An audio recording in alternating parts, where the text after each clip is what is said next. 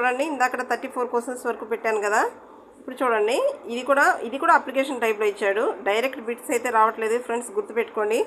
బదలాయింపు ఉంది కదా, ధనాత్మక, వ్యతిరేక, శూన్య, ద్విపార్శ, దీని మీద ఇచ్చాడనమాట. ఓకే, ఇది 35. 36 బిట్ చూడండి, ఇది అంతే. ప్రజ్ఞా లబ్ధి సూత్రం ఉంది కదా, MA/CA × 100. ఆ సూత్రాన్ని అప్లై చేయడానికి ఇలా ఇచ్చాడనమాట. క్వశ్చన్ టైప్ ఇలా ఇచ్చి ఆన్సర్ ఇలా అడిగాడు.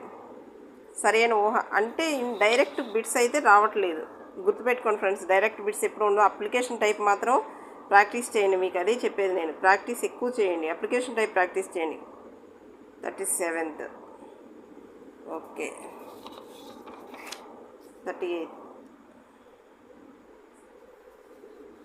చూసారుగా ఫ్రెండ్స్, మరికొన్ని చేస్తాను వీడియోలో. కానీ మొత్తం బిట్స్ అయితే నేను సైకాలజీ నుంచి తీసిస్తాను.